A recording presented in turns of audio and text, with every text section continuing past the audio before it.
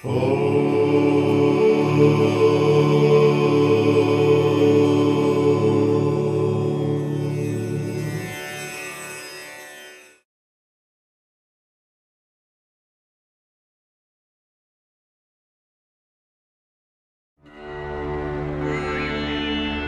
की धरती पर अनेक महान विचारक, दार्शनिक और आचार्य हुए हैं, लेकिन उन सब का चिंतन मात्र धर्म या अध्यात्म तक सीमित रहा। किसी ने भी खंड खंड भारतीय समाज को एक करके भारतीयता स्थापित करने का प्रयत्न नहीं किया। राष्ट्र के गौरव और एकता का चिंतन यदि किसी ने किया तो एकमेव महर्षि दयानंद ने। महर्षि दयानंद ने युगों से चली आ रही सामाजिक उदासीनता पर प्रहार करते हुए धर्म के साथ साथ जातीय एकता का चिंतन भी समाज को दिया। महर्षि दयानंद ने जान लिया था कि जब तक राष्ट्रीय और सामाजिक एकता का बंधन मजबूत नहीं होगा, धर्म की, देश की, समाज की कोई भी उन्नति नहीं हो सकेगी। इसी कारण उन्होंने देश में एक शास्त्र, वेद और एक सर्वशक्तिमान परमेश्वर की उपासना को प्रतिष्ठित करने के लिए आजीवन प्रयत्न किया। स्वामी दयानंद मात्र सन्यासी ही नहीं थे, वेद व्याख्याता ही नहीं थे, शास्त्रों में निपुण दिग्विजयी तार्किक विद्वान ही नहीं थे, अपितु वे सच्चे अर्थों में भारतीय एकता के सूत्रधार भी थे। महर्षि दयानंद एक सच्चे युग दृष्टा, युग सृष्टा थे।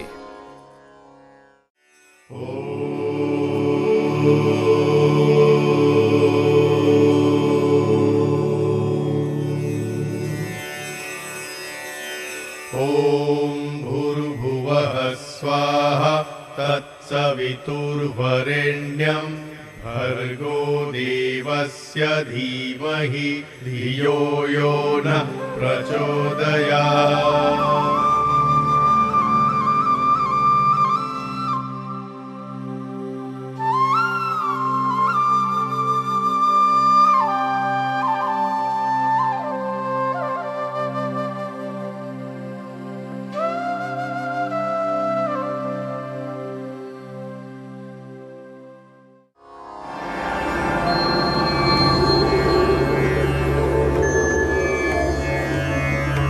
मैं हूं सृष्टि चक्र। मेरे घूमने से ही समय की गति का भी आभास होता है। अरबों वर्षों में मेरा एक चक्र पूरा होता है, जिसमें अनेकों सभ्यताएं जन्म लेती और नष्ट होती हैं। मैंने अपने इस चक्र में भी सैकड़ों सभ्यताएं देखी। मैंने इस आर्यावर्त के स्वर्णिम काल का शिखर भी देखा और पतन का गर्त भी। एक समय दिवस का प्रारंभ यहां वेदों की ऋचाओं से होता था। यहां ऐश्वर्य भी था और शांति भी। दुर्भाग्यवश आर्यावर्त की सभ्यताओं के विनाश का भी मैं मूक साक्षी हूं कि कैसे धर्म यहां क्षीण होने लगा और वासनाएं शक्तिशाली। न्याय का स्थान अन्याय ने ले लिया, धर्म का अधर्म ने, और पुरुषार्थ के आसन पर प्रमाद आसीन हो गया। आर्यावर्त का भविष्य अंधकारमय ही दृष्टिगत होता था कि तभी आर्यावर्त के अंधकारमय क्षितिज पर सौभाग्य का सूर्योदय हुआ, जब काठियावाड़ की मोरबी रियासत में डेमी नदी के तट पर टंकारा ग्राम में एक औदिच्य ब्राह्मण करशनजीत त्रिवाड़ी के घर 12 फरवरी 1824 ईस्वी को एक बालक का जन्म हुआ। बधाई हो, बेटा हुआ है।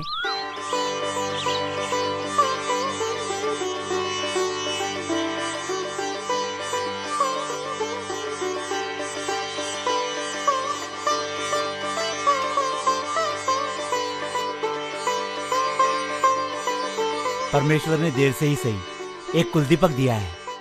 देखो कितना सुंदर है, आपके कुल का नाम रोशन करेगा। बालक का नाम मूलशंकर रखा गया। 5वें वर्ष में पिता ने देवनागरी अक्षर पढ़ाना प्रारंभ किया। ओम मापोहिष्ठामयो भुवस्तान ऊर्जे दधातन महेरणाय चक्षसे। 8वें वर्ष में मूल शंकर का यज्ञोपवीत हुआ और उसके बाद यजुर्वेद का अध्ययन प्रारंभ हुआ।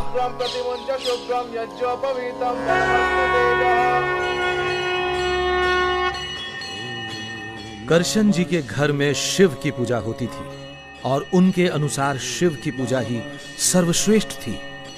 वे पुत्र को शिव पुराण की कथा में अपने साथ ले जाया करते। मूल शंकर की अवस्था कोई 14 की होगी। एक शिवरात्रि पर करशन जी ने मूल शंकर को शिव कथा महात्म्य सुनाया और जोर देकर उससे भी व्रत रखवाया और रात को मंदिर में जागरण के लिए अपने साथ लेकर गए। वहां मूल शंकर ने देखा, पिताजी, पिताजी, शिवलिंग पे चूहे चढ़ रहे हैं। चढ़ने दो बेटा, ये तो जानवर है, इन्हें कुछ पता नहीं। तुम आराम करो।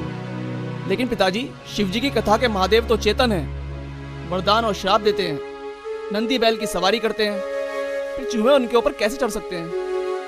बेटा, आप कलयुग में महादेव के दर्शन कहाँ होते हैं? वो तो कैलाश में रहते हैं। ये शिवलिंग तो उनकी पूजा करने के लिए है, इसी से वो प्रसन्न हो जाते हैं। तुम आराम करो। मैं घर जा रहा हूँ। ठीक है, सैनिकों को साथ ले जाओ और हाँ, ध्यान रहे अपना व्रत न तोड़ना। माँ, प्रसाद और शिवलिंग पर चूहे कूद रहे थे। कूदने दो, आप भोजन करो। लेकिन माँ, चूहे बार बार शिवलिंग पे चढ़ रहे थे और प्रसाद को गंदा कर रहे थे। आज सुबह से कुछ नहीं खाया, आप भोजन करो।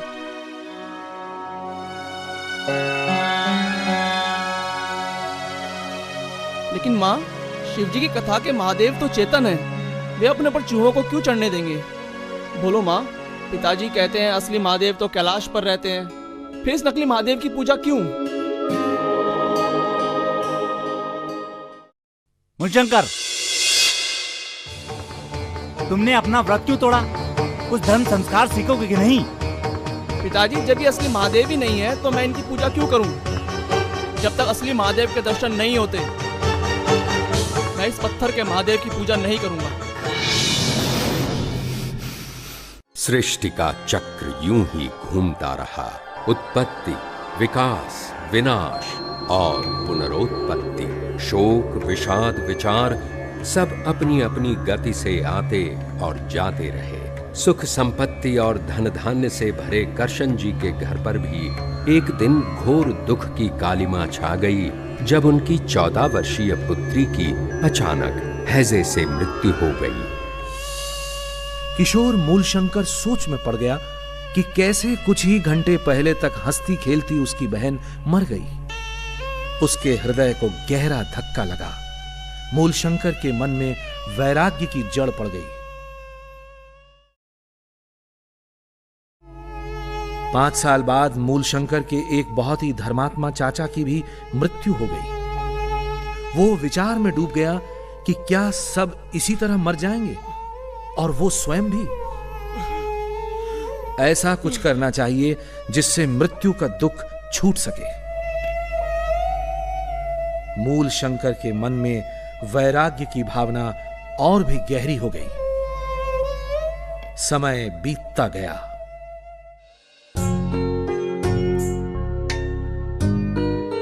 बेटा पूरे 19 साल का हो गया है। अब हमें उसका विवाह कर देना चाहिए। एक अच्छे घर से रिश्ता भी आया है। लड़की बहुत गुणवान और सुंदर है। तुम्हारी क्या राय है? ठीक ही तो है, पढ़ भी बहुत लिया है और हमें कौन सी उसे नौकरी करवानी है। संयोग देखकर बात नक्की करो। मूलशंकर, सुना है तुम्हारा विवाह होने वाला है? हाँ, घर में तो बात चल रही है, परंतु मैं गृहस्थ आश्रम नहीं करना चाहता। मैं तो आजीवन ब्रह्मचारी रहकर योग साधना करना चाहता हूँ। सुन रही हो अपने लाडले के इरादे? विवाह नहीं करना है, योगी बनकर मृत्यु पर विजय प्राप्त करना है, घर बार छोड़कर सन्यासी बनना है। हे भगवान! अब एक दिन का भी विलंब करना ठीक नहीं। मैंने कल ही कन्या के पिताजी को यहाँ बुला लिया है और आज से उसकी पढ़ाई लिखाई बिल्कुल बंद। इस पढ़ाई लिखाई के कारण ही तो उसके दिमाग में उल्टा सीधा घुसता है। पिताजी, मेरी काशी जाकर अध्ययन करने की इच्छा है। सुना है वहाँ बड़े बड़े विद्वान और योगाचार्य रहते हैं। कुछ नहीं, आपकी जितनी शिक्षा होनी थी उतनी हो चुकी। अब तक हमने आपकी हर बात मानी और उसका फल भी भुगता। अब और कुछ नहीं। और पढ़कर तुम्हें कोई नौकरी तो करनी है नहीं। बस अब आपका विवाह नक्की कर दिया है। अपनी गृहस्थी संभालो। और जब मूलशंकर ने जान लिया कि उसके माता पिता उसका विवाह किए बिना न मानेंगे, तो वो 21 वर्ष की आयु में संवत 1903 को गुपचुप घर से भाग निकला।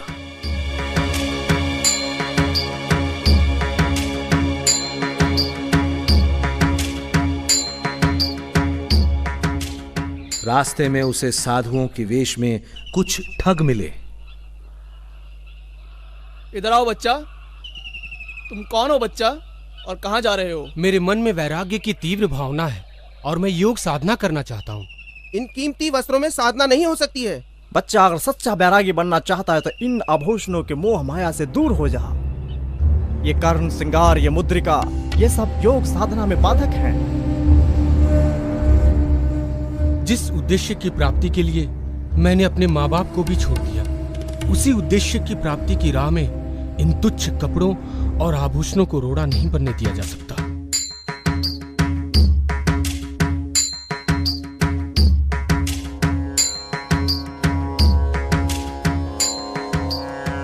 मूलशंकर ने सुना था कि सायला में लाला भगत के स्थान पर अनेक योगी तथा संत आते रहते हैं, लेकिन उसे वहां वैसा कुछ नहीं मिला। लाला भगत के स्थान पर ही मूलशंकर को एक ब्रह्मचारी मिला और उसने उसे नैष्ठिक ब्रह्मचर्य की दीक्षा दी। मित्र मूलशंकर, आज से आप नैष्ठिक ब्रह्मचारी हुए और आपका नया परिचय होगा नैष्ठिक ब्रह्मचारी शुद्ध चैतन्य।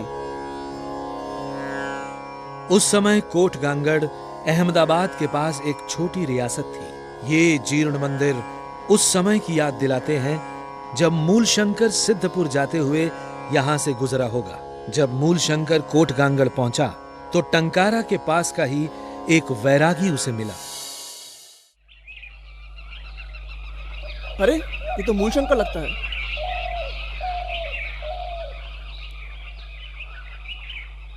मूलशंकर, तुम यहाँ ये गेरुए वस्त्र क्यों धारण किए हैं? क्या तुमने घर छोड़ दिया है? हाँ, मैंने घर छोड़ दिया है। अब कहाँ जा रहे हो? मैं कार्तिकी के मेले पर सिद्धपुर को जा रहा हूँ। इसके पिताजी को सूचना देनी चाहिए। आपका बेटा मुझे कोटगांगड़ में मिला था। वो सन्यासी हो गया है और कार्तिकी के मेले में सिद्धपुर को गया है। सब तुम्हारे लाड प्यार के कारण हुआ है। तुम्हारे कहने से ही हमने उसे आगे पढ़ने दिया, नहीं तो 18 साल में लग्न हो गया होता तो आज ये दिन न देखना पड़ता। सारे जग में हंसी हो रही है, लज्जा से सर झुक जाता है हमारा। हे भगवान, ये कैसा बेटा दिया तूने।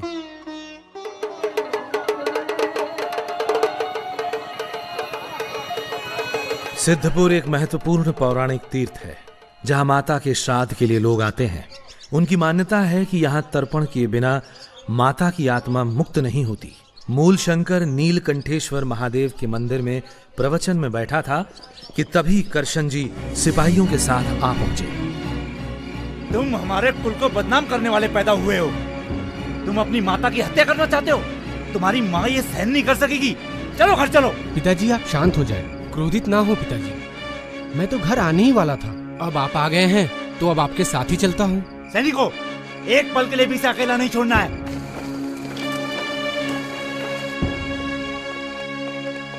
और इस प्रकार करशन जी सिपाहियों के सख्त पहरे में अपने बेटे को लेकर घर की ओर चल पड़े। लेकिन अवश्यंभावी को कौन रोक पाया है। रास्ता बहुत लंबा था और मूलशंकर का निश्चय बहुत ही पक्का।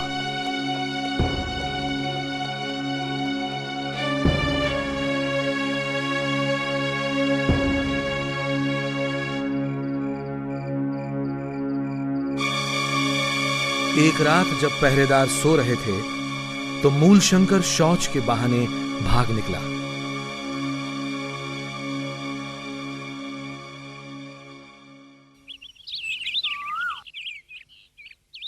बेटा मूलशंकर, मूलशंकर,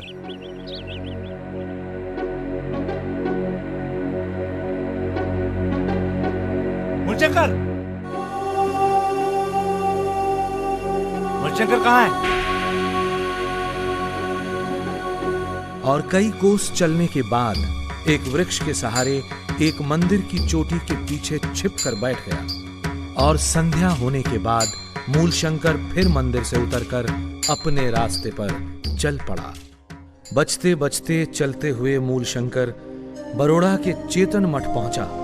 वहीं उसे पता चला कि आजकल चाणोद करनाली में बड़े बड़े विद्वान रहते हैं। युवक मूलशंकर योगियों की खोज में चाणोद करनाली पहुंचा और वहां पर अनेक योगियों और पंडितों से अनेक विषयों पर वार्तालाप किया। ब्रह्मचर्य आश्रम में रसोई हाथ से बनानी पड़ती थी और अध्ययन में विघ्न पड़ता था।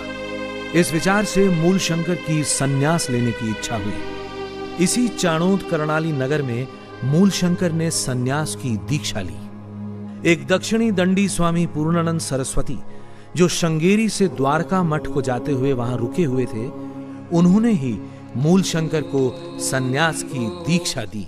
संन्यस्तं मया ओम भुवः संन्यस्तं मया। आज से विश्व आपको स्वामी दयानंद सरस्वती के नाम से जानेगा। चाणोद करनाली में स्वामी जी ने व्यास आश्रम में रहने वाले योगी योगानंद के बारे में सुना और उनसे मिलने व्यास आश्रम चले गए। और योगानंद से स्वामी जी ने योगाभ्यास सीखा। फिर शिनौर में कृष्ण शास्त्री से कुछ समय तक व्याकरण सीखा। उसके बाद उत्तराखंड में और भी ऊंची योग्यता वाले योगियों और साधकों की खोज में स्वामी जी हरिद्वार की ओर चल दिए। संवत 1911 के हरिद्वार के कुंभ में होते हुए स्वामी जी टिहरी पहुंचे। उन्होंने वहां मिलने वाले अनेक तंत्र ग्रंथ देखे। मद्य, मांस, मुद्रा आदि पंचमकारों से मुक्ति होना आदि लेख उनमें देखकर स्वामी जी को बहुत खेद हुआ। स्वामी जी सिद्ध योगियों की खोज में भटकते रहे और जिससे जो मिला योग का ज्ञान प्राप्त किया। स्वामी जी रुद्रप्रयाग, अगस्त मुनि, त्रियुगी नारायण, गौरी कुंड आदि स्थानों को होते हुए केदारनाथ पहुंचे। वहां से तुंगनाथ के पर्वत पर चढ़ गए। तुंगनाथ का मंदिर देखा। तुंगनाथ पर चढ़ना और उतरना दोनों बहुत ही कष्ट साध्य थे, लेकिन यह कष्ट उद्देश्य के सामने तुच्छ था। तुंगनाथ से उतरकर स्वामी जी ओखी मठ पहुंचे। सन्यासी, तुम हमारे शिष्य बन जाओ। मेरे बाद तुम ही यहाँ के महंत बनोगे और ये सारी संपत्ति तुम्हारी हो जाएगी। मैं जिस संपत्ति को ढूंढ रहा हूँ वो आपके पास किंचित भी नहीं है महंत जी। और भ्रमण करते करते स्वामी जी बद्री नारायण आ गए। वहां के विद्वान महंत रावल जी के साथ वेदों व दर्शन पर स्वामी जी का सकारात्मक वाद विवाद हुआ। सिद्ध पुरुषों की खोज करते करते स्वामी जी माना ग्राम होते हुए अलकनंदा नदी के स्रोत की ओर चल पड़े। पर्वत, मार्ग, टीले सब बहुत घनी बर्फ से ढके थे। एक स्थान पर मार्ग ढूंढने के लिए स्वामी जी ने नदी को पार करने का निश्चय कर लिया। ठंड बहुत अधिक थी। नदी में बर्फ के तेज और नुकीले टुकड़े पैरों में चाकू की तरह लग रहे थे। पैरों से खून बहने लगा। पैर सुन्न हो गए, जिसके कारण अपने बड़े बड़े घावों को भी स्वामी जी जान न सके। भूख और प्यास से जब रहा न गया तो स्वामी जी ने बर्फ का एक टुकड़ा खाकर भूख शांत करने का प्रयत्न किया, लेकिन फिर भी स्वामी जी अलकनंदा नदी के स्रोत वसुधारा तक पहुंचे। स्वामी जी को अब तक कोई ऐसा सिद्ध योगी नहीं मिला था जिसकी उन्हें तलाश थी। उनके मन में निराशा का भाव पैदा होने लगा। जिस आशा में मैंने अपना घर बार छोड़ा, माता पिता और कुटुंब को छोड़ा कि बड़े बड़े योगियों का सत्संग करूंगा, योगी बनूंगा, मृत्यु पर विजय प्राप्त करूंगा, जिसके लिए इतने कष्ट उठाए, आपदाएं झेली, मृत्यु के मुंह तक मैं अनेक बार गया। कहां है वे सिद्ध पुरुष? कहां है वे योगी जिनकी खोज में मैं अपना जीवन मिटाने को उद्यत हूं? इस जीवन से तो अच्छा है इसी हिमालय पर अपने प्राण त्याग दूं। लेकिन तभी उन्हें आभास हुआ कि जैसे कोई प्रेरणा कर रहा हो। नहीं दयानंद, निराश होने का कोई कारण नहीं है। क्यों भूलते हो कि इतनी विपत्तियों के बाद भी उस परम पिता ने तुम्हें जीवित रखा है? इसमें अवश्य ही उसका कोई उद्देश्य है। संभवतः वो तुम्हें किसी महान कार्य का निमित्त बनाना चाहता है। दयानंद, निराशा के भाव से बाहर आ। और स्वामी जी ने आत्महत्या का विचार त्याग कर ज्ञानोपार्जन करने का निश्चय किया और पहाड़ों से उतरने लगे। गढ़मुक्तेश्वर में स्वामी जी को एक दिन गंगा में बहता हुआ एक शव दिखा। तंत्र ग्रंथों में वर्णित नाड़ी चक्र की सत्यता जांचने के लिए स्वामी जी नदी में कूद शव को तट पर ले आए और एक तेज चाकू से शव को चीरकर इन पुस्तकों में वर्णित नाड़ी चक्र से तुलना करने लगे। पुस्तक और शरीर में लेश मात्र भी मेल नहीं था। स्वामी जी ने पुस्तकों को फाड़कर शव के साथ ही नदी में बहा दिया। योगियों की खोज में स्वामी दयानंद ने कई साल का समय लगाया। बर्फ से ढके पहाड़ों की दुर्गमता, कठिन चढ़ाई, हड्डियां कपा देने वाली ठंड, वनों की भीषणता, कोई भी बात उन्हें विचलित न कर सकी। भूख, प्यास, प्रलोभन, कोई भी बाधा उन्हें अपने मार्ग से न डिगा सकी। नर्मदा, हिमालय और गंगा पर सिद्धों को खोजते खोजते स्वामी जी काशी पहुंचे और वहां से एक बार फिर नर्मदा के स्रोत की ओर प्रस्थान कर गए। नर्मदा के सुरम्य तटों के साथ साथ चलते हुए स्वामी जी घने जंगलों से गुजरे, जहां उनका सामना भयानक जानवरों से भी हुआ। कई बार कभी बैठकर, कभी पेट के बल रेंगकर, घायल होकर उन्हें कंटीली झाड़ियों से निकलना पड़ा।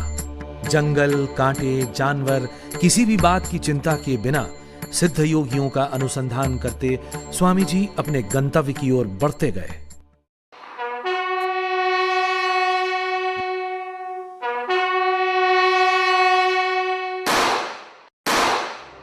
महर्षि दयानंद के जीवन वृत्त के 1857 से 1859 तक के 3 वर्षों का इतिहास में कोई एक मत ब्यौरा नहीं मिलता, लेकिन जो व्यक्ति कहता हो कि मतांतर के आग्रह से रहित, पक्षपात शून्य, पुत्र पर माता पिता के समान कृपा, न्याय और दया के साथ भी विदेशियों का राज्य पूर्ण सुखदायक नहीं हो सकता, वो व्यक्ति ऐसे कठिन समय में अवश्य ही कहीं स्वराज्य प्राप्ति के लिए संघर्ष कर रहा होगा।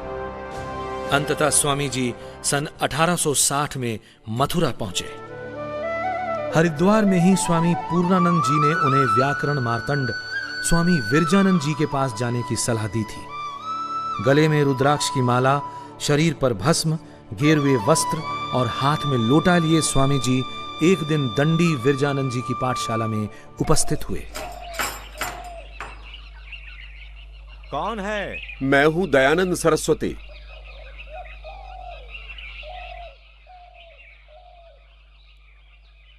क्या चाहिए?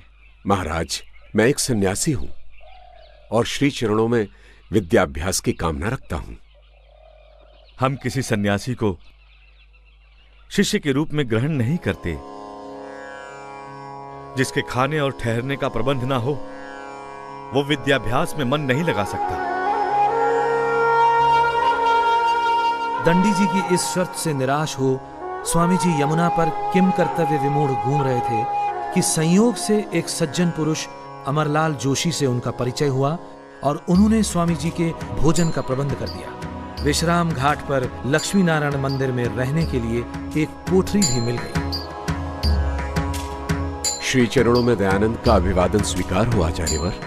चिरंजीवी भव। मेरे भोजन और आवास की व्यवस्था हो गई है।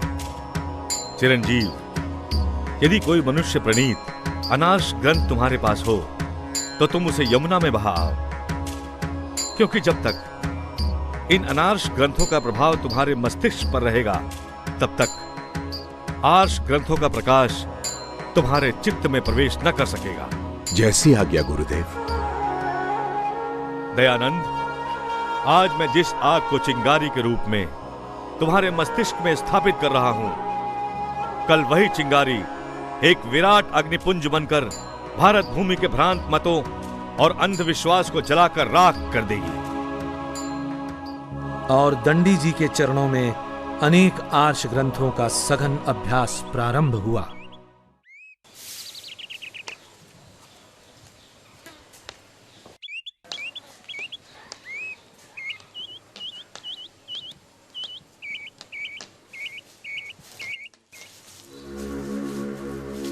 दयानंद जी आचार्यवर। ये क्या है?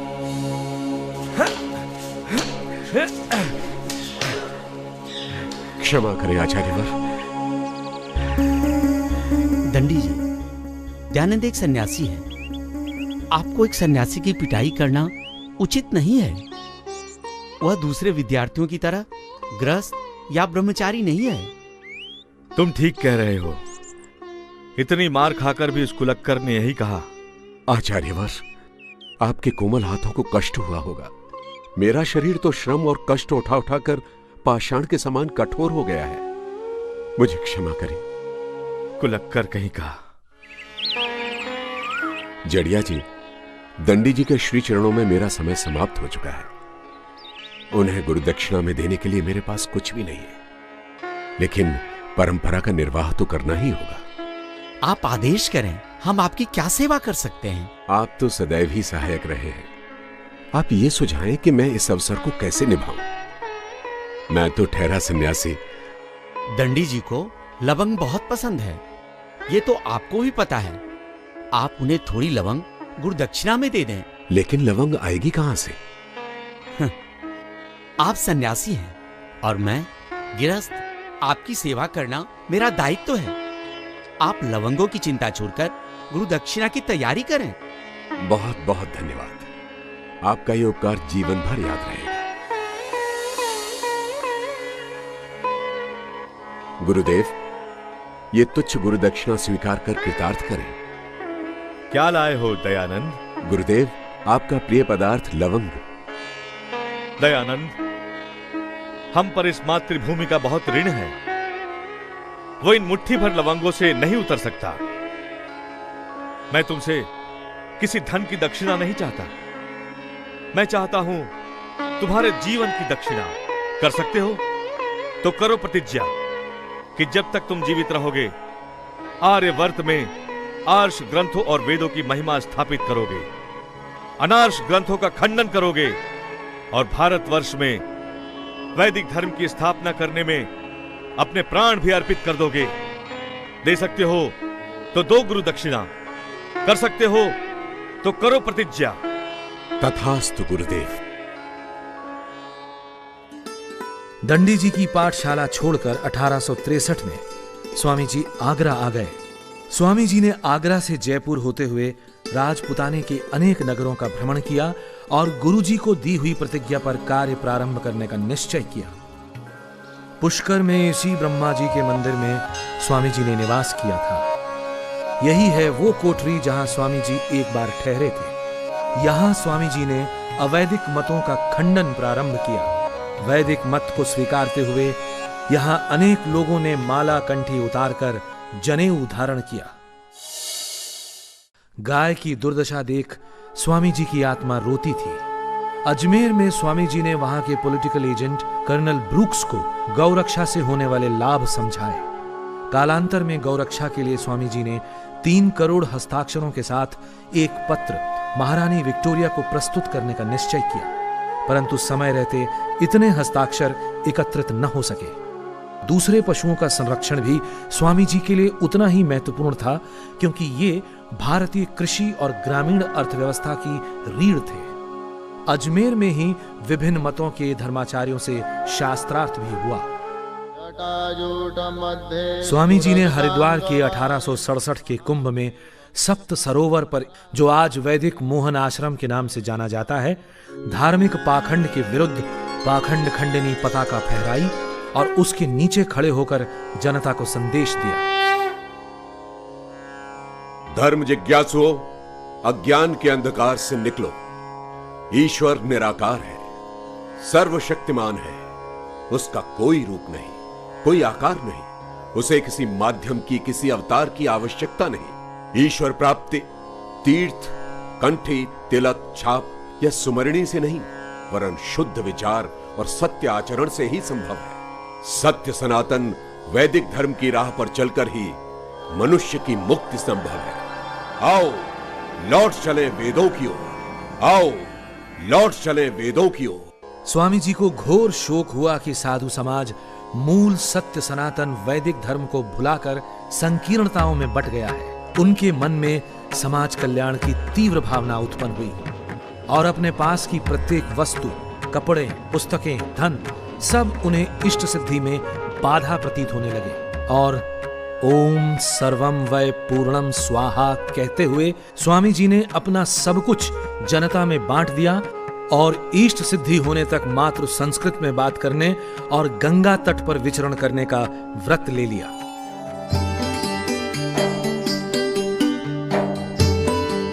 गंगा किनारे अनेक छोटे बड़े नगरों का भ्रमण करते हुए स्वामी जी कर्णवास पहुंचे।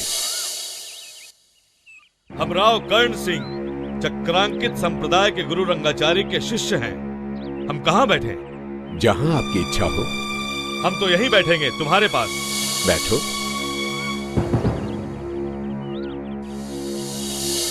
लेकिन मस्तक पर यह तिलक क्यों लगाया है? तिलक लगाने से ईश्वर प्राप्त नहीं होता। स्वामी, ये हमारा परम मत है। यदि तुमने इसका खंडन किया तो हम बहुत बुरी तरह पेश आएंगे। सत्य कहते हुए सिर भी कटता है तो चिंता नहीं। और यदि तुम लड़ाई करना चाहते हो तो जाकर राजपूताना के राजाओं से करो।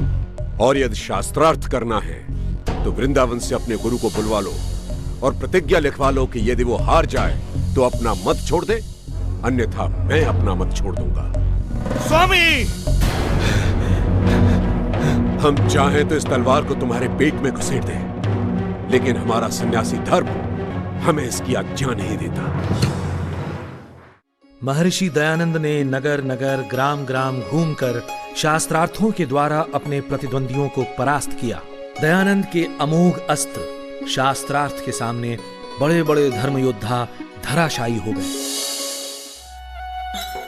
मुरादाबाद में राजा जय कृष्णदास की कोठी के ये भग्नावशेष प्रत्यक्षदर्शी हैं उस ऐतिहासिक शास्त्रार्थ के जो यहाँ पादरी डब्ल्यू पार्कर और स्वामी जी के बीच हुआ था। ये शास्त्रार्थ 15 दिनों तक चला था। इसमें अनेक विषयों पर वाद विवाद हुआ था। इस शास्त्रार्थ की विशेषता ये थी कि इसे स्वयं वहां के कलेक्टर ने आयोजित किया था। वहां उपस्थित अंग्रेज ये देखकर दंग रह गए थे कि एक सन्यासी राजनीति शास्त्र पर भी धारा प्रवाह बोल सकता है। वागर्थः प्रतिपत्तये जगतः पितरो वंदे पार्वती परमेश्वरौ। आज मैं दयानंद से इन मूर्तियों को भोग लगवा कर ही उठूंगा। वेदों में मूर्ति पूजा का प्रमाण तो दीजिए। मूर्ति पूजा का प्रमाण? आप लक्षण के लक्षण बताइए। लक्षण का कोई लक्षण नहीं होता। जैसे आटे का आटा नहीं होता या दूध का दूध नहीं होता। लक्ष्य का लक्षण होता है। लक्ष्य का क्या लक्षण होता है ये आप बताइए। मैं अपनी पराजय स्वीकार करता हूं और इन मूर्तियों को सदा के लिए नमस्कार करता हूं। इस शास्त्रार्थ से उस क्षेत्र के क्षत्रियों पर बहुत प्रभाव पड़ा और उसी दिन सैकड़ों राजपूतों व अन्यों ने कंठी और माला छोड़कर यज्ञोपवीत धारण किया। स्वामी जी के प्रति लोगों में श्रद्धा का समुद्र उमड़ पड़ा। सनातन धर्म की जय हो। यज्ञ में मद्यपान किया जाता था। सौत्रामण्यम सुराम पिबेत। यहां सुरा का अभिप्राय सोमलता से है, न कि मदिरा। मद्यपान सभी प्रामाणिक शास्त्रों में वर्जित है। आप सन्यासी के लक्षण बताइए। केश, मूछ, दाढ़ी, नख दूर करे, पात्र, दंड और कुसुम के वस्त्र धारण करे और किसी प्राणी को पीड़ा न देता हुआ सदा नियम में रहकर विचरण करे। आप ब्राह्मण के लक्षण कहिए। ब्रह्मम जानाति ब्रह्म। आप भाषा में बोल सकते हैं। धातु समर्थ होता है या असमर्थ? अष्टाध्यायी 2:1 के अनुसार धातु समर्थ होता है। तो असमर्थ किसे कहते हैं? सापेक्षो असमर्थो। अपेक्षा करने वाला असमर्थ होता है। ये महाभाष्य का वचन है। ये महाभाष्य का वचन नहीं है। हम जो कहते हैं हमारा वचन महाभाष्यकार के वचन से कम नहीं है। आप महाभाष्यकार पतंजलि मुनि के सामने किसी गणना में नहीं है। पांडित्य का इतना गर्व है तो बताइए कलम किसकी संज्ञा है?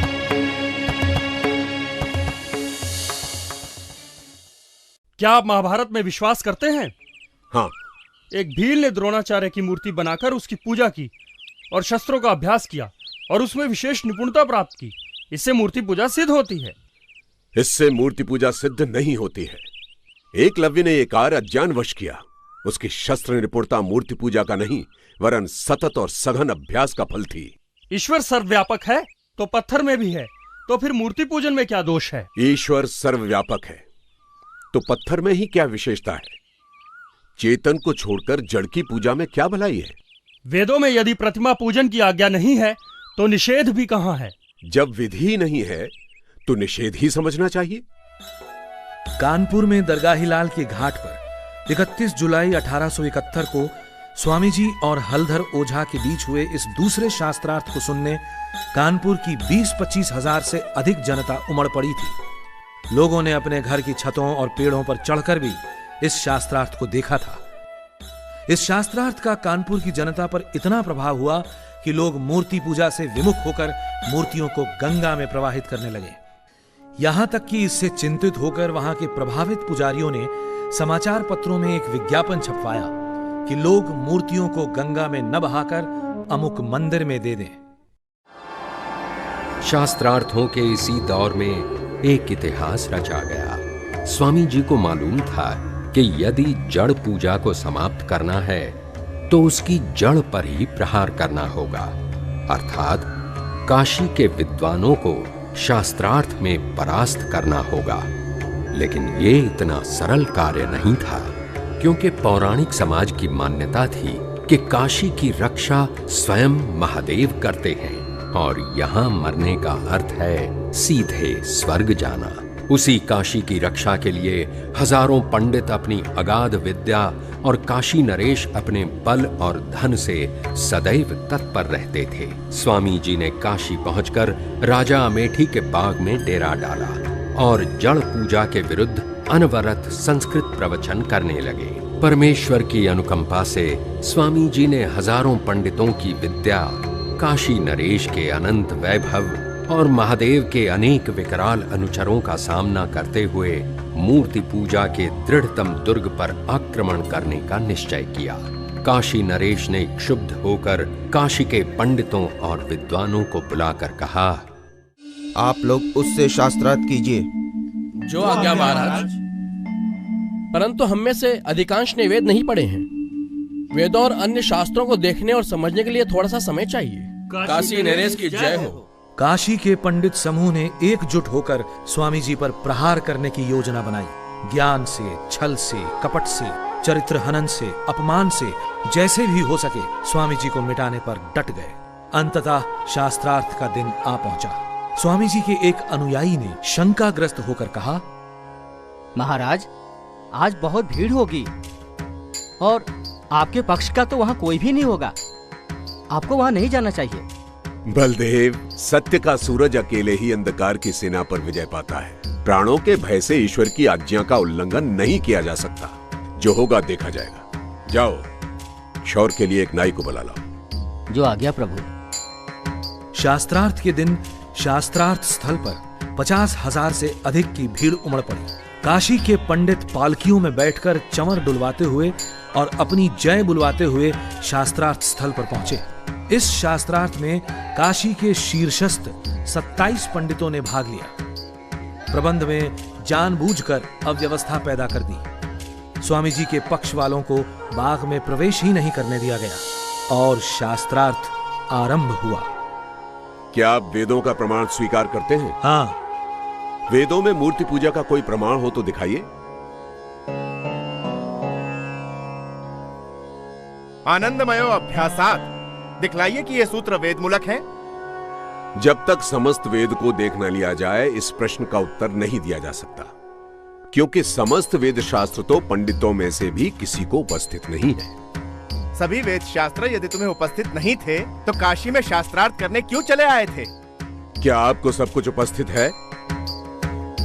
ब्राह्मणान इतिहासान पुराणानी, इस वाक्य में पुराणी शब्द पुराणों के लिए आया है। पुराण शब्द यहाँ विशेषण है, किसी पुस्तक विशेष का नाम नहीं। ये वेद मंत्र है। यज्ञ समाप्तो शतयाम दशमे दिवसे पुराण पाठम शृणुयात्। और पुराण शब्द यहाँ विशेषण नहीं है।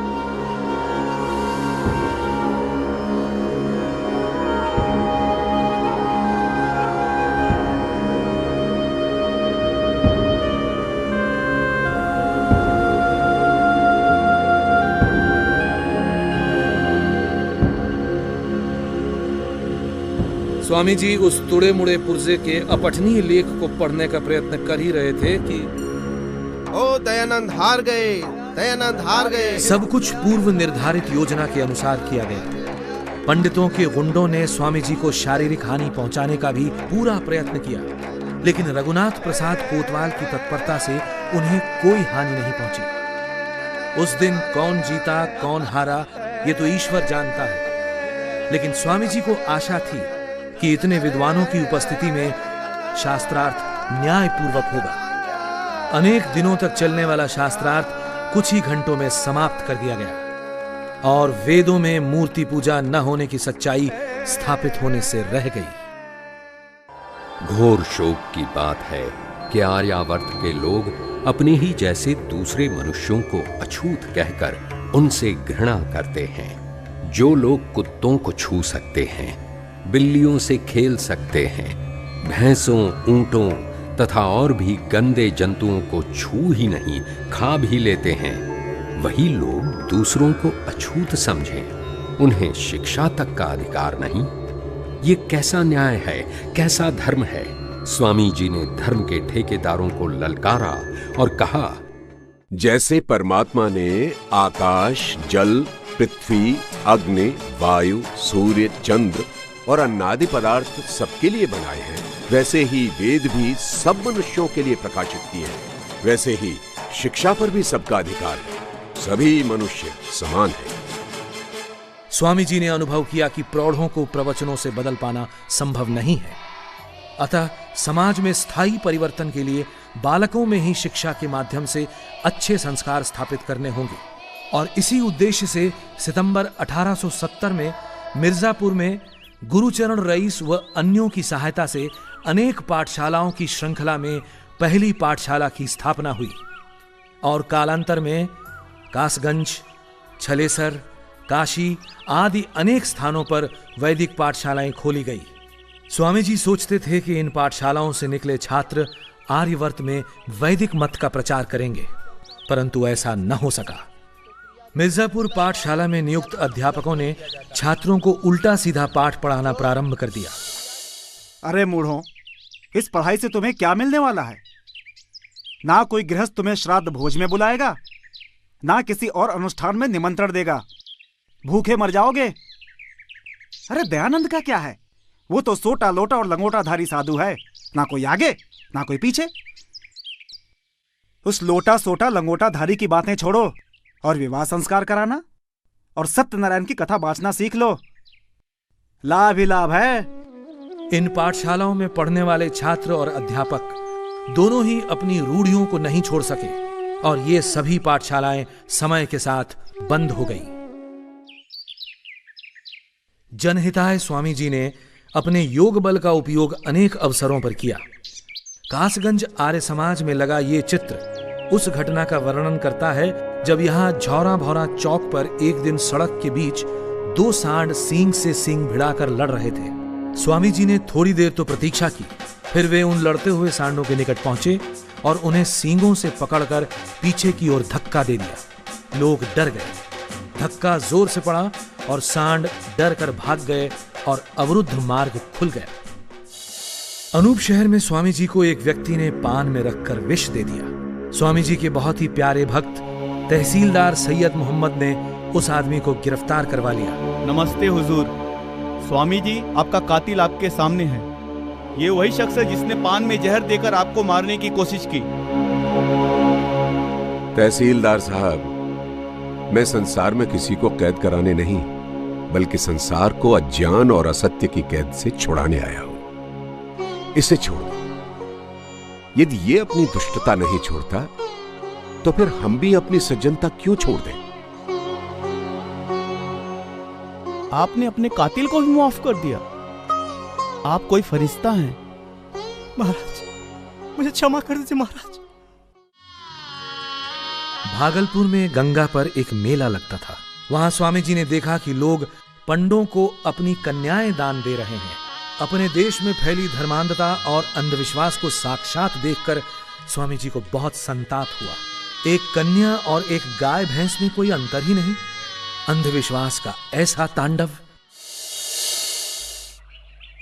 अरे भाई, तुम लोग ये क्या कर रहे हो जो अपना खाना इस गाय को खिला रहे हो? आज स्वामी जी ने भोजन करने से इनकार कर दिया। आज हमारी भी इच्छा नहीं है खाना खाने की। ऐसी भी क्या बात हो गई भाई? आज स्वामी जी ने गंगा तट पर लोगों को अपनी बेटियां पंडों को दान करते देखा है, इसीलिए आज उनसे खाना भी नहीं खाया गया। कितने अच्छे हैं वो, दूसरों के दुख को देखकर दुखी हो जाते हैं। वो चाहते हैं दुनिया से सब बुराइयां दूर हो जाएं। सबको उनका साथ देना चाहिए। हाँ, हम सबको उनका साथ देना चाहिए। कलकत्ता में स्वामी जी कई महीने रहे। यहाँ रहते हुए उन्होंने अनेक शास्त्रार्थ और प्रवचन दिए। कलकत्ता में स्वामी जी का ब्रह्मो समाज के नेताओं से काफी संपर्क रहा। कलकत्ता में ही स्वामी जी ने पूरे वस्त्र पहनना और आर्य भाषा हिंदी में बोलना प्रारंभ किया। 14 वर्ष पहले भी दयानंद मथुरा आया था। तब उसे कोई नहीं जानता था। उसने सुन रखा था कि मथुरा में दंडी विरजानंद की पाठशाला में ज्ञान का झरना बहता है। ज्ञान के उसी झरने से ज्ञान की कुछ बूंदें प्राप्त करने दयानंद दंडी विरजानंद की शरण में पहुंचा था और अध्ययन के बाद वैदिक धर्म के पुनरुत्थान में अपना शेष जीवन लगा देने की प्रतिज्ञा के साथ उसने मथुरा छोड़ा था। आज वही दयानंद फिर मथुरा आया है। आज वो शिष्य नहीं, गुरु है। उसके लाखों शिष्य हैं। आज उसका नाम सुनकर बड़े बड़े धर्म दुर्ग हिलने लगते हैं। उनके रक्षकों को हृदयाघात होने लगता है। उस समय भी मथुरा वृंदावन भारत में पौराणिक धर्म के दृढ़तम दुर्ग समझे जाते थे और इस दुर्ग के द्वारपाल थे रंगाचार्य। स्वामी जी के मथुरा वृंदावन पधारने का उद्देश्य था रंगाचार्य से शास्त्रार्थ करना। रंगाचार्य कहते थे कि तिलक, छाप, कंठी और मूर्ति पूजा सब वेद सिद्ध है। स्वामी जी ने उन्हें शास्त्रार्थ के लिए निमंत्रण भेजा, लेकिन रंगाचार्य शास्त्रार्थ के लिए आगे नहीं आए। स्वामी जी का तो कमाल है, उनकी हाजिर जवाबी का तो कोई जवाब ही नहीं। हाँ, एक बार अनूप शहर में एक नाई स्वामी जी के लिए बड़े प्यार से अपने घर से रोटी बनाकर लाया और स्वामी जी ने भी उसे उतनी इज्जत देकर स्वीकार किया। एक आदमी बोला, स्वामी जी ये रोटी मत खाइए, ये नाई की रोटी है। स्वामी जी उलट पलट के उस रोटी को देखने लगे। क्या बात है? और बोले, भाई ये नाई की रोटी कहाँ है? ये तो गेहूं की रोटी है। 1874 में जब स्वामी जी काशी में थे तो स्वामी जी के एक श्रद्धालु राजा जय कृष्णदास ने उनसे आग्रह किया कि महाराज, समस्त जनता तक आपके उपदेश पहुंचे, इस उद्देश्य से आपको अपने विचार पुस्तक के रूप में छपवाना चाहिए, क्योंकि न तो आप स्वयं सर्वत्र जा सकते हैं और न सभी लोग आपके प्रवचनों को स्वयं सुन सकते हैं। और उनके सुझाव पर 12 जून 1875 को स्वामी जी ने सत्यार्थ प्रकाश लिखवाना प्रारंभ किया। स्वामी जी बोलते जाते थे और श्री चंद्रशेखर लिखते जाते थे। सत्यार्थ प्रकाश नामक ग्रंथ 4 महीने से भी कम समय में तैयार किया था। इसमें सैकड़ों ग्रंथों से उद्धरण दिए गए हैं। इस ग्रंथ में मुख्यतः इन विषयों पर ऋषि ने अपने विचार लिखे। परमेश्वर के गुण और स्वभाव पर आधारित नामों की व्याख्या, संतानों की शिक्षा, ब्रह्मचर्य और पठन पाठन की व्यवस्था, सत्यासत्य ग्रंथों के नाम और पढ़ने पढ़ाने की रीति, विवाह और गृहस्थ आश्रम, वानप्रस्थ एवं सन्यास की विधि, राजधर्म, वेदेश्वर विषय, विद्या अविद्या, बंध और मोक्ष, सृष्टि की उत्पत्ति स्थिति एवं प्रलय, आचार अनाचार और भक्ष्याभक्ष्य विषय, देशी और विदेशी मतों पर। स्वामी जी के ऋषि होने का प्रमाण सत्यार्थ प्रकाश से मिलता है, जिसमें उन्होंने 1875 में ही नमक और जंगलात के कानून की अनीति और अन्याय को अनुभव करते हुए अपनी राय दी कि ये दोनों ही वस्तुएं शासन के नियंत्रण में नहीं होनी चाहिए।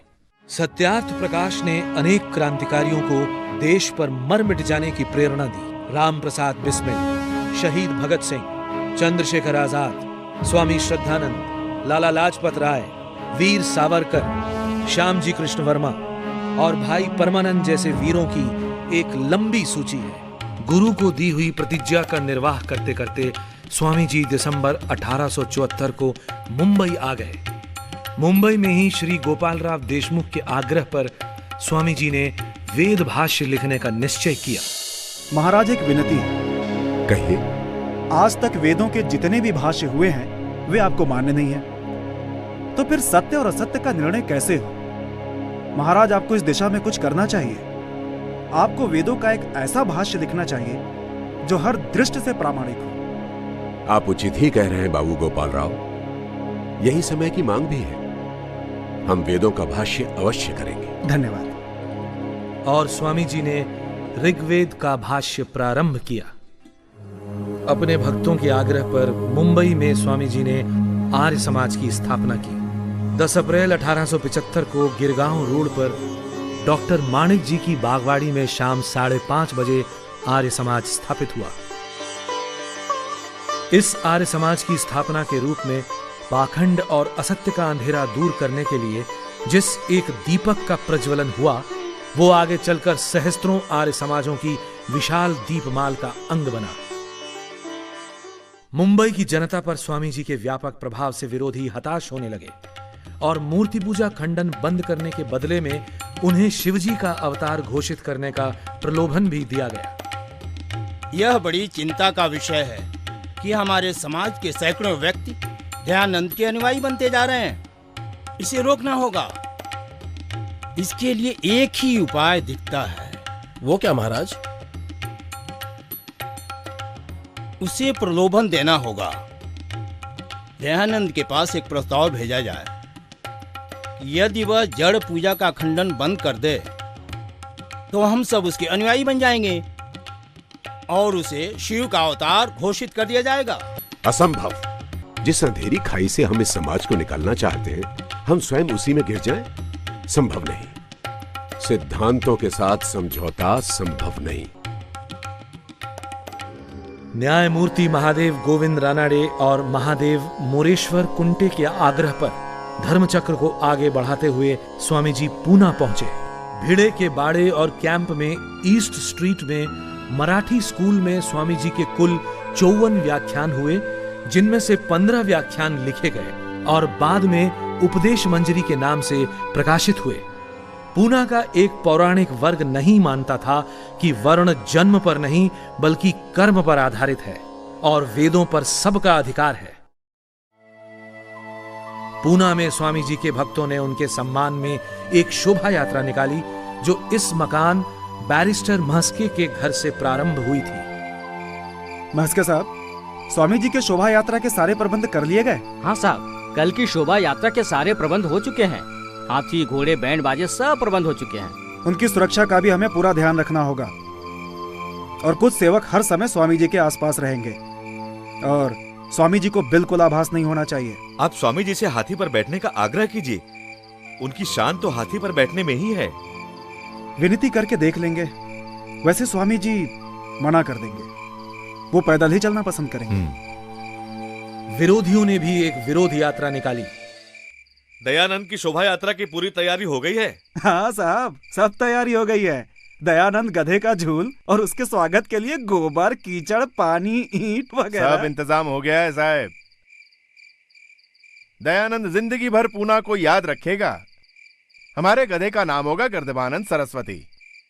दयानंद की यात्रा के साथ साथ गर्दबानंद सरस्वती की यात्रा भी भीड़े के बाड़े में साथ ही पहुंचेगी। वहां सभी घरों में उनके स्वागत की सारी सामग्री रखवा दी गई है। जैसे ही उनकी शोभा यात्रा वहां पहुंचेगी, गोबर, ईंट, कीचड़ से उसका स्वागत होगा।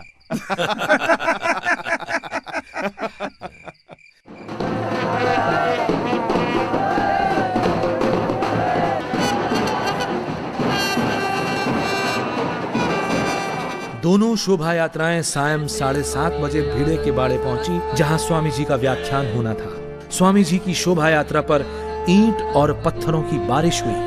घरों की खिड़कियों और छतों से कीचड़, गोबर और पत्थर बरसते रहे। पूना के भक्तों का विश्वास और धैर्य प्रशंसनीय था, जो इस सब के बाद भी हजारों की संख्या में उपस्थित रहे। शाहजहांपुर जिले के चांदापुर गांव के दो जमींदार भाइयों ने आपसी धार्मिक मतभेदों को हमेशा के लिए मिटाने के उद्देश्य से चांदापुर में एक मेला आयोजित किया। इसमें देवबंद के मौलवी मोहम्मद कासिम, बरेली के पादरी स्कॉट और आर्य धर्म के प्रतिनिधि के रूप में स्वामी जी ने भाग लिया। इस मेले में परमेश्वर ने जगत को किस वस्तु से, किस समय और किस उद्देश्य से रचा, ईश्वर सर्वव्यापक है या नहीं, ईश्वर न्यायकारी और दयालु किस प्रकार है, वेद, बाइबल और कुरान के ईश्वरवाणी होने का क्या प्रमाण है, मुक्ति क्या है और वो कैसे प्राप्त होती है, इन 5 विषयों पर सकारात्मक वाद विवाद हुआ। इस मेले का नाम था ब्रह्म विचार मेला। वैदिक धर्म की सच्चाई के सामने कोई न ठहर सका। मुक्ति क्या है? दुखों से छूटने का नहीं, बल्कि पापों से बचने और स्वर्ग में पहुंचने का नाम मुक्ति है। खुदा की मर्जी है, जिसे चाहे मुक्ति दे, जिसे चाहे ना दे। यदि हाकिम किसी पे नाराज हो जाए तो उसे और भी कड़ा दंड दे सकता है, और खुश हो जाए तो उसे छोड़ सकता है। सब दुखों से छूटकर सच्चिदानंद स्वरूप परमात्मा को प्राप्त होकर सदा आनंद में रहने और जन्म मरण में न गिरना ही मुक्ति है, और ये मात्र सत्कर्मों से ही प्राप्त हो सकती है। अच्छा, आप लोग ये बताएं, ईश्वर ने सृष्टि को कब और कैसे बनाया? खुदा ने इस सृष्टि को अपने स्वरूप से बनाया है। कब और कैसे बनाया है, ये सवालात गैर जरूरी है। हमें रोटी खाने से मतलब है, न कि कब पकी, कैसे पकी, कहां पकी। इससे ईश्वर ने सृष्टि को नास्ति से बनाया। उसके बनाने के वर्षों का हमें ज्ञान नहीं। इस संसार के सुख के लिए ये सृष्टि रची गई है। ईश्वर ने सृष्टि को कब बनाया, इसका उत्तर केवल वैदिक धर्म ही दे सकता है। वैदिक धर्मानुसार सृष्टि को बने हुए प्रायः 2 अरब वर्ष हुए हैं। ज्योतिष शास्त्र में ये संख्या लिखी है और भूगर्भ शास्त्र भी इसकी पुष्टि करता है। ओ भाइयों, ओ दयानंद की लोकप्रियता इतनी बढ़ती गई ना, तो हम लोग बेरोजगार हो जाएंगे और भूखों मरने की नौबत आ जाएगी हमारी। जब से दयानंद लाहौर आया है, मेरी गद्दी जजमानों से खाली हो गई है। 1 हफ्ते से जन्मपत्री कुंडली तक बनवाने नहीं आया कोई। इसका क्या उपाय करें? लाहौर के जितने बड़े रईस हैं ना, वो हम में से किसी न किसी के जजमान हैं।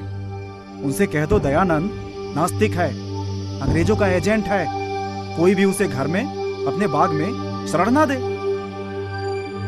और सबसे पहले जहाँ वो रह रहा है ना, उसे वहाँ से निकलवा के सड़क पे खड़ा कर दो। बस यही एक उपाय बचा है उसका, और दूसरा कोई नहीं। और फिर देखते हैं कितने रह गए वेदां दा प्रचार करता है, वड्डा आया वेदां वाला।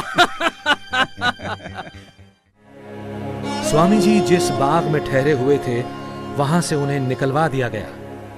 आश्चर्यजनक रूप से लाहौर के एक मुस्लिम डॉक्टर खान बहादुर रहीम खान ने प्रसन्नतापूर्वक अपनी कोठी स्वामी जी को ठहरने के लिए दे दी। 24 जून 1877 को डॉक्टर रहीम खां की कोठी पर ही लाहौर आर्य समाज की स्थापना हुई।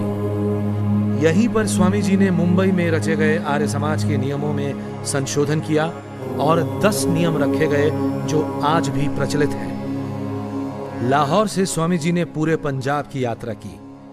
अब तक लगभग पूरे पंजाब के सभी बड़े नगरों में आर्य समाज स्थापित हो चुके थे और प्रजा में तेजी से वेद मत का संचार हो रहा था।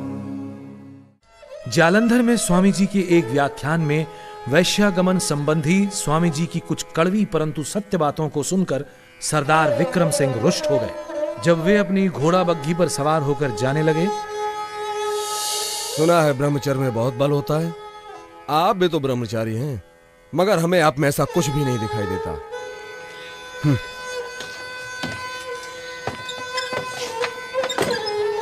चलो कोचवान।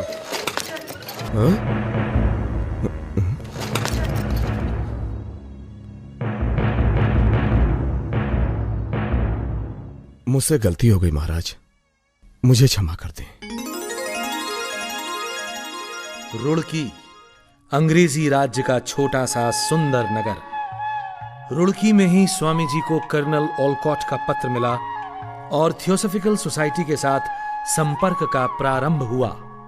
इसी थॉमसन कॉलेज के पुस्तकालय से पंडित त्रिलोकीनाथ ने मैक्स मूलर द्वारा अनुवादित वेद पुस्तकें मंगाकर यह सिद्ध करने का असफल प्रयत्न किया था कि मूर्ति पूजा वेद विहित है। रुड़की में स्वामी जी ने डार्विन के सिद्धांत जैसे विषयों पर व्याख्यान दिए, जिससे वहां का शिक्षित समाज बड़ा प्रभावित हुआ। स्वामी जी ने अपने हाथों से 20 अगस्त 1878 को रुड़की आर्य समाज की नींव रखी। अब तक की जो परंपरा थी कि हिंदू तो अपना मत छोड़कर जा सकता है, परंतु दूसरे धर्मों के लोग हिंदू नहीं बन सकते थे, वो देहरादून में स्वामी जी द्वारा समाप्त हुई। वैदिक धर्म के द्वार सबके लिए खुल गए। यहां एक मुस्लिम बंधु मोहम्मद उमर ने स्वेच्छा से वैदिक धर्म में प्रवेश किया और आगे चलकर अलकधारी के नाम से विख्यात हुआ। माना जाता है कि यह पत्र उसी ऐतिहासिक घटना से संबंध रखता है। स्वामी जी 14 अगस्त 1879 को बरेली पधारे। बरेली में स्वामी जी ने अनेक व्याख्यान दिए, जिनमें कलेक्टर, पादरी व अन्य विशिष्ट व्यक्ति शामिल होते थे। बरेली में ही एक बिगड़ैल नास्तिक युवक मुंशीराम महर्षि से मिला। महाराज, आपने मेरे प्रश्नों का उत्तर देकर मुझे निरुत्तर तो कर दिया, लेकिन ईश्वर के अस्तित्व में मेरा विश्वास अब भी पैदा नहीं कर सके। मैंने कब प्रतिज्ञा की थी कि मैं तुम्हारा विश्वास ईश्वर पर करा दूंगा? प्रश्नों का उत्तर देना युक्त की बात थी। रही बात ईश्वर पर विश्वास की, सो ईश्वर पर विश्वास तुम्हें तभी होगा जब ईश्वर तुम्हें स्वयं विश्वासी बनाएंगे। ईश्वर पर विश्वास तुम्हें तभी होगा जब ईश्वर तुम्हें स्वयं विश्वासी बनाएंगे। ईश्वर पर विश्वास तुम्हें तभी होगा जब ईश्वर तुम्हें स्वयं विश्वासी बनाएंगे। यही मुंशीराम आगे चलकर स्वामी श्रद्धानंद बने। इस स्थान पर कभी बरेली का टाउन हॉल हुआ करता था, जहां 25, 26 व 27 अगस्त 1879 को पादरी स्कॉट के साथ स्वामी जी का बहुचर्चित शास्त्रार्थ हुआ। जीव के शुभाशुभ कर्म प्रवाह से अनादि है। उनका यथार्थ फल देना ईश्वराधीन है। स्थूल और कारण शरीर के बिना जीव सुख दुख का भोग नहीं कर सकता, इसलिए उसका बार बार देह धारण करना आवश्यक है। क्या वे आत्माएं कभी जन्म के चक्र से पार होंगी? क्या पुनर्जन्म केवल दंड भोगने के लिए ही है? क्या ईश्वर मनुष्यों के पापों को क्षमा करता है? परमेश्वर और हमारा राजा प्रजा और पिता पुत्र का संबंध है। वो पापों के लिए अवश्य दंड देता है, परंतु पापों को क्षमा भी करता है। संसार में भी पिता पुत्र को दंड भी देता है और क्षमा भी करता है। दंड देना और क्षमा करना दो परस्पर विरोधी बातें हैं। इससे परमेश्वर न्यायकारी नहीं रहता, क्योंकि न्याय का अर्थ है कि जो जितना और जैसा कर्म करे उतना और वैसा ही फल देना। पापी को क्षमा करने से पाप बढ़ता है, पापी का पाप करने का साहस बढ़ता है। न्याय करना परमेश्वर का स्वाभाविक गुण है, वो इसके विपरीत कार्य नहीं कर सकता। ये बताएं कि परमेश्वर कौन कौन से पाप क्षमा करता है और कौन कौन से नहीं करता। यह तो हम नहीं कह सकते कि कहां तक वो दंड देता है और कहां तक क्षमा करता है। क्षमा से पाप की निवृत्ति कहना ठीक नहीं, और फिर पिता भी पुत्र के सभी पापों को क्षमा नहीं करता। वेदों में कहीं भी पाप का क्षमा होना नहीं लिखा है। अंग्रेजी बोलने वाले वेदों के अर्थ का निर्णय नहीं कर सकते। अदिति का अर्थ पृथ्वी, आकाश, माता, पिता, अंतरिक्ष आदि भी है। ये बरेली का बेगम बाग इलाका है। यहाँ पर स्वामी जी लक्ष्मीचंद खजांची की कोठी में ठहरे थे। स्वामी जी के प्रवचनों में कुछ कड़वी बातों से वहां के कमिश्नर रुष्ट हो गए और उन्होंने खजांची को बुलवा भेजा। हुजूर ने याद फरमाया, लक्ष्मीचंद खजांची, ये दयानंद स्वामी तुम्हारा ही कोठी पर ठहरा है? जी हुजूर। अपने स्वामी से कहो ज्यादा सख्ती से काम ना ले। हम ईसाई लोग तो सभ्य है, वाद विवाद से नहीं घबराता, लेकिन अनपढ़ हिंदू और मुसलमान बिगाड़ उठा तो उसका प्रवचन बंद हो जाएगा। जो हुक्म सरकार। लेकिन खजांची साहब की हिम्मत नहीं हुई कि स्वामी जी को यह संदेश स्वयं दे दे। महाराज जी, कल खजांची साहब को कमिश्नर साहब ने अपने बंगले पर बुलवाया था। ये आपसे कुछ कहना चाहते हैं। तो भाई इसमें सहमने की क्या बात है? कमिश्नर ने यही कहा होगा ना कि अपने पंडित से कहो ज्यादा सख्ती ना किया करे। आप चिंता ना करें।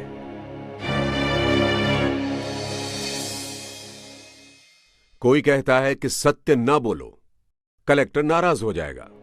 सत्य ना कहो, नहीं तो कमिश्नर गुस्सा करेगा।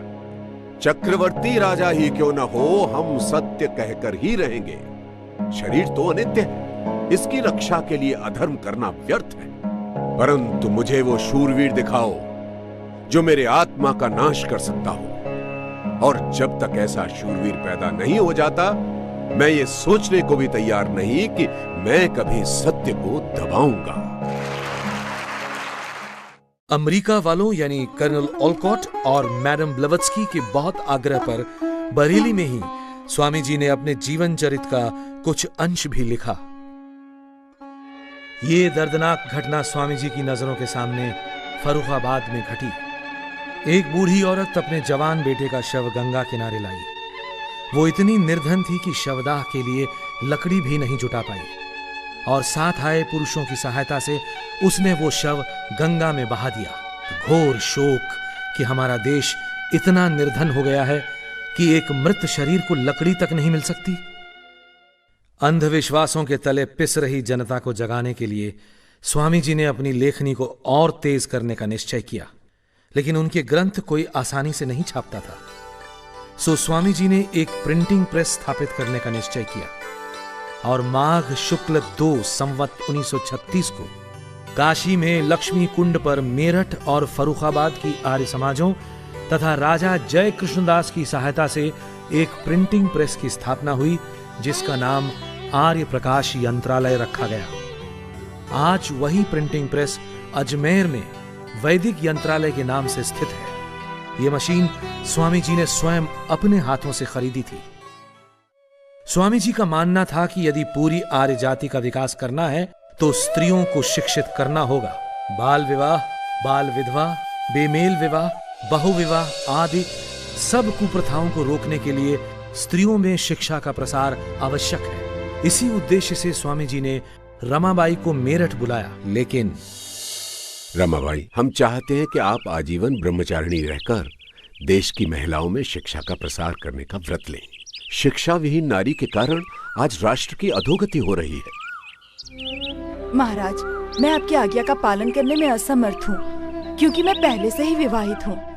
स्वामी जी की प्रेरणा से ही मेरठ और देश के अन्य भागों में बालिकाओं के लिए अनेकों पाठशालाएं प्रारंभ हुई, और स्त्री शिक्षा के क्षेत्र में ग्राम ग्राम और नगर नगर में एक नई चेतना का संचार हुआ। फूल सिंह, तू अपनी धियाने स्कूल भेज के मेमसा पढ़ावन चला है के? सारे गांव के मुंह पे कालिक पोतेगा तू, हैं? दिखे के पास सुल्ले कान खोल के आज जो तने अपनी लोंडिया को स्कूल से ना काटिया ना, तो जात बरादरी का नहीं, सारे गांव भर में का हुक्का पानी बंद हो जाएगा तेरा। समझ गया कि नहीं? पंचों की बात सर मत थे जी। स्वामी दयानंद का कहना है कि पढ़ाई लिखाई सबके लिए जरूरी है। हमारी बेटियां भी हमारा अंश हैं। बेटों को पढ़ा लिखा के कलेक्टर बनाओ, जज बनाओ, प्लाट बनाओ, और बेटियां नु जाहिल रखो। बात कुछ समझ में आई नहीं जी? बेटियां नहीं पढ़ेंगी लिखेंगी तो बहू भी थारे घर में जाहिल आवेगी। स्वामी दयानंद की बातों में दम है। पंचो, गांव छोड़ना मंजूर है, पर बेटियों को जाहिल रखना मंजूर नहीं। स्वामी जी के शिष्यों ने स्त्री शिक्षा के लिए अनथक कार्य किया, और देश भर में अनेक महत्वपूर्ण स्त्री शिक्षा को समर्पित संस्थाएं स्थापित की। डीएवी शिक्षा आंदोलन भी स्वामी जी की प्रेरणा का ही स्वरूप है। देश में जात पात को बहुत अधिक महत्ता दी जा रही थी, और हर व्यक्ति अपने जाति सूचक उपनाम से स्वयं को बड़ा और दूसरों को छोटा सिद्ध करना चाहता था।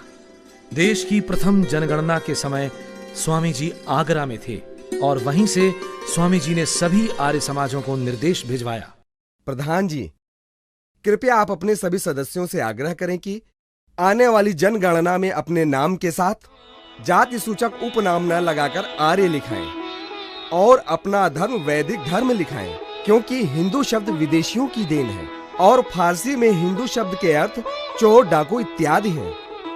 आप सभी को आशीर्वाद। दयानंद सरस्वती। स्वामी जी की बात बिल्कुल ठीक है।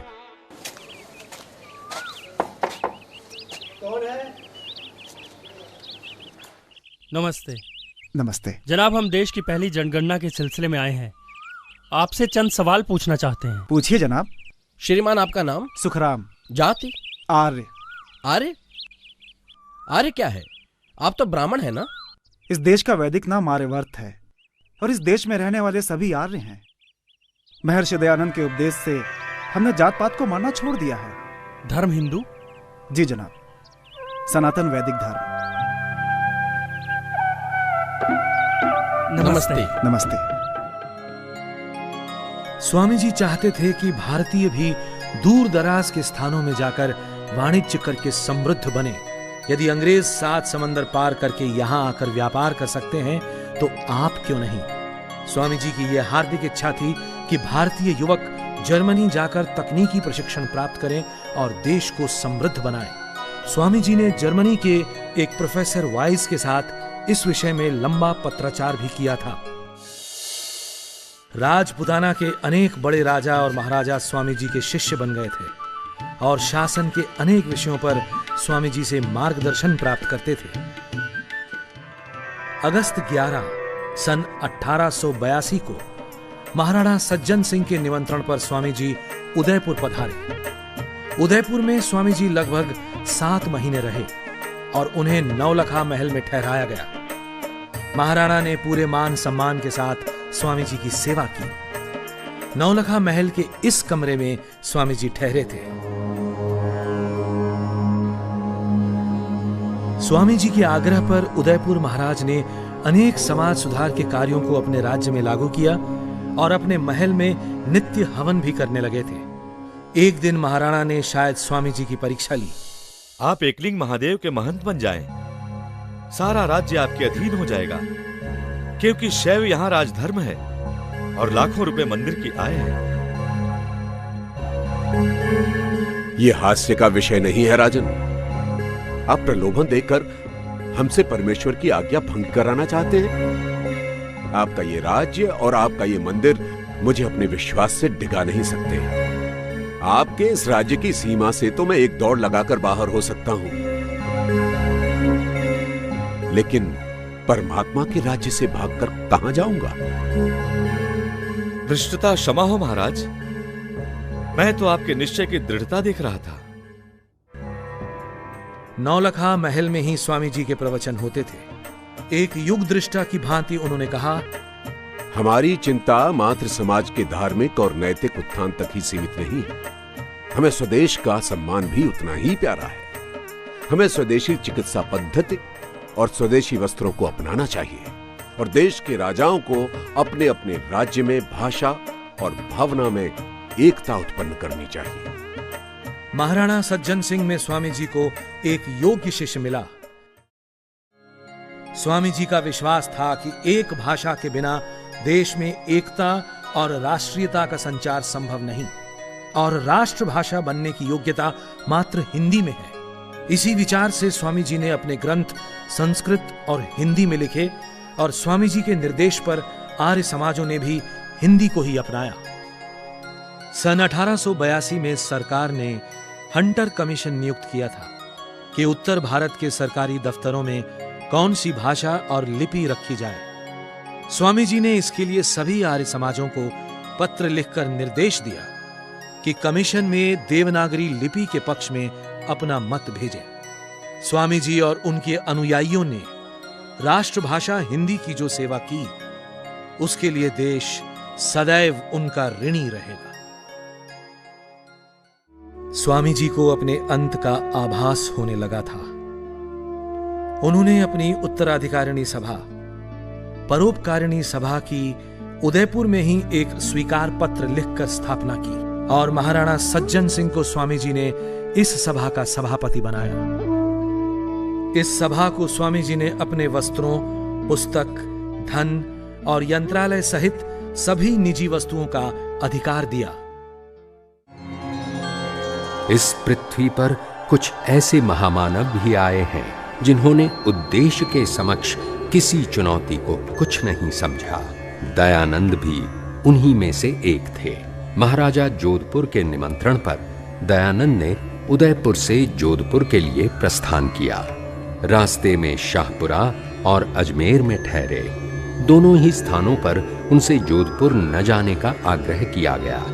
निर्भीक दयानंद के जीवन में अनेक बार ऐसे अवसर आए जब उनका हित चाहने वालों ने उन्हें ऐसी सम्मतियां दी, लेकिन न तब और न अब ही दयानंद पर उनका कोई प्रभाव हुआ। सत्य के उपदेशक को किसका डर? महाराज, ये मेरी धृष्टता ही होगी कि श्री महाराज को कुछ करने या ना करने की सम्मति दूं।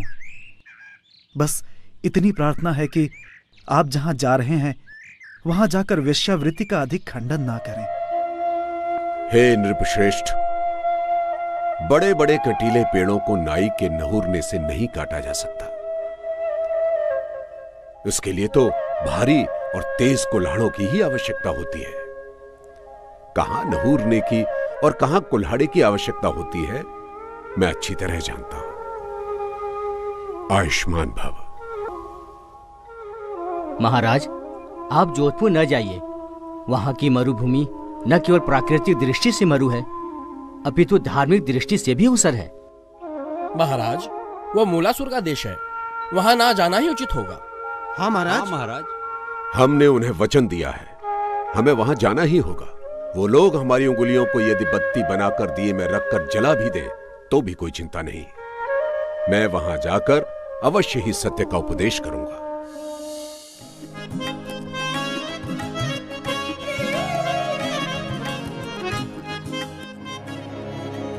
जोधपुर में स्वामी जी को इसी फैजुल्ला खां की कोठी में ठहराया गया था।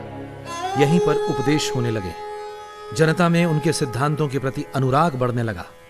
उन्होंने कहा, क्षत्रियों को, राजाओं को, महाराजाओं को चरित्रवान बनना चाहिए, क्योंकि प्रजा की रक्षा रोगी शरीर और वेश्याओं के चंगुल में फंसे व्यसनी राजा नहीं कर सकते, वरन स्वस्थ और चरित्रवान राजा ही कर सकते हैं। याद रहे, एक तरफ जहां मनुष्य मात्र को यज्ञोपवीत धारण करने का अधिकार है, तो वहीं अपने आचरण से गिर गए व्यक्ति से यज्ञोपवीत उतरवाया भी जा सकता है। एक दिन जब स्वामी जी महाराजा से मिलने उनके महल में पहुंचे तो महाराजा के पास उनकी विशेष कृपा पात्र नन्ही भगतन बैठी हुई थी। कहिए नन्ही जी, राज्य में सब ठीक ठाक है? कुछ ही दिनों में गवर्नर राज्य के दौरे पर आने वाले हैं और स्वामी जी की सेवा में भी कोई कमी नहीं रहनी चाहिए। महाराज, जब से स्वामी दयानंद जी जोधपुर पधारे हैं, हमारी सुध लेने की तो आपको फुर्सत ही नहीं है। आपका सारा वक्त बस रेजिडेंट और स्वामी जी की खातिर में ही जाता है। अपनी नन्ही को तो जैसे आप भूल ही गए। ऐसी बात नहीं है। दरअसल स्वामी जी की बातों का प्रभाव ही कुछ ऐसा है कि महाराज, स्वामी जी पधार रहे हैं। नन्ही, आप तुरंत चलिए। पालकी उठाते समय पालकी का एक सिरा थोड़ा झुक गया तो महाराजा ने अपने कंधे का सहारा दे दिया। स्वामी जी ने वो सब कुछ देख लिया। राजन, राजा को अपनी मर्यादा को नहीं भूलना चाहिए। राजा सिंह के समान होता है, उसे अपनी मर्यादा अनुसार ही वर्तना चाहिए। बड़े शोक का विषय है कि राजा प्रजा के कल्याण को भूलकर राग रंग में खोया हुआ है। जोधपुर में स्वामी जी लगभग 4 महीने रहे। महाराजा स्वयं को वैदिक धर्मी कहने लगे। प्रशंसकों और विरोधियों दोनों की संख्या बहुत बढ़ी। रानी सा,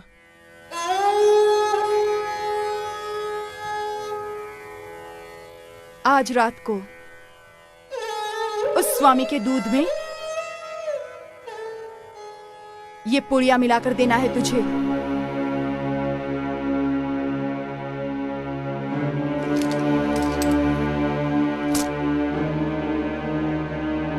रख ले इसे।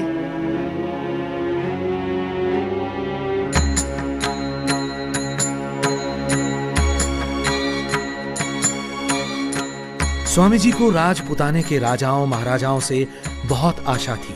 गुरु को दी हुई प्रतिज्ञा उन्हें पूरी होती दिखने लगी, लेकिन परमेश्वर को कुछ और ही स्वीकार था। 29 सितंबर की रात को नित्य की भांति उनके रसोइये ने उन्हें दूध पिलाया, लेकिन देर रात उदरशूल के कारण स्वामी जी की नींद टूट गई। उन्हें संदेह हुआ कि उन्हें कोई विषाक्त पदार्थ खिलाया गया है।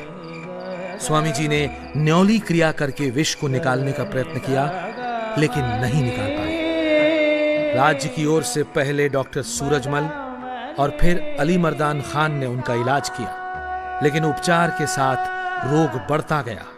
कहीं इलाज में लापरवाही की गई थी या फिर एक षड्यंत्र। पहले दूध में विष और फिर जानबूझकर गलत दवा। 26 अक्टूबर को स्वामी जी अजमेर में भिनाई कोठी में आ गए। तबीयत में कोई सुधार नहीं हुआ। 30 अक्टूबर दीपावली का दिन। अचानक उस दिन स्वामी जी को काफी अच्छा लग रहा था। लगभग 5:30 बजे स्वामी जी ने अपने पास खड़े लोगों से कहा, आप सब लोग हमारे पीछे की ओर खड़े हो जाएं। सामने कोई न खड़ा रहे। सभी खिड़की दरवाजे और रोशनदान खोल दो। आज तिथि क्या है? कौन सा पक्ष और कौन सा वार है? महाराज, कृष्ण पक्ष का अंत, शुक्ल की आदि अमावस्या और दिन मंगलवार है। और स्वामी जी ने कुछ देर ईशोपासना की।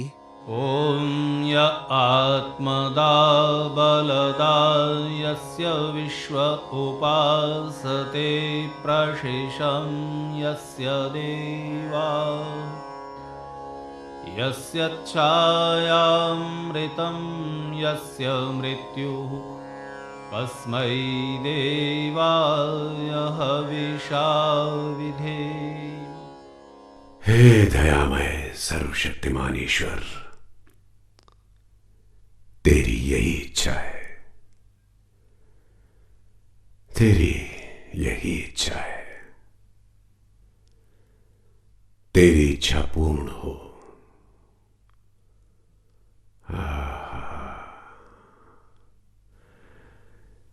तेने अच्छी लीला की। कुछ देर मौन रहने के पश्चात सांस रोककर प्राण बाहर निकाल दिए।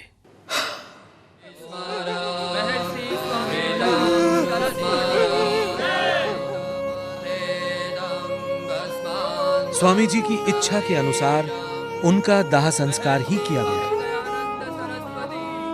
धन्य है अजमेर नगर का ये मलूसर शमशान घाट, जहां पूज्य स्वामी जी के जीवन की अंतिम यात्रा पूर्ण हुई।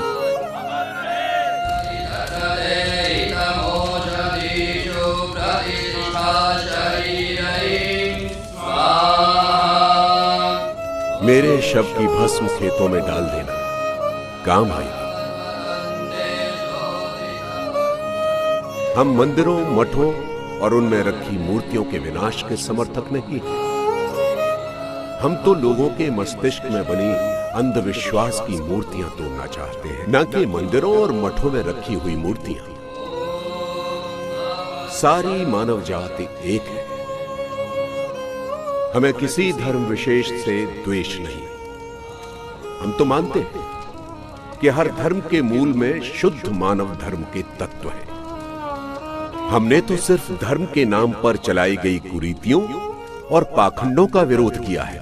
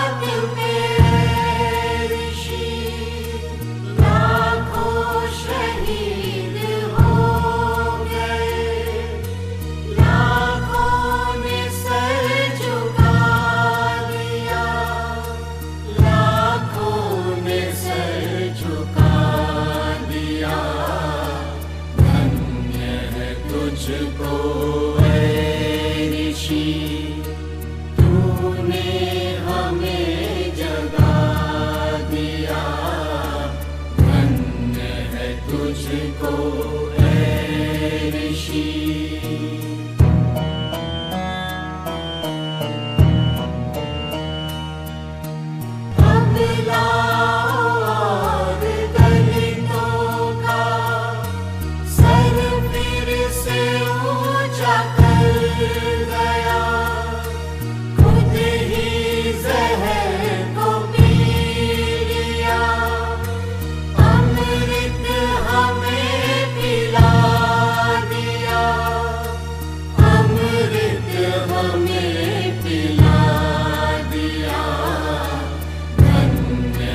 तुझको ऐ ऋषि, तूने हमें जगा दिया। धन्य है तुझको ऐ ऋषि।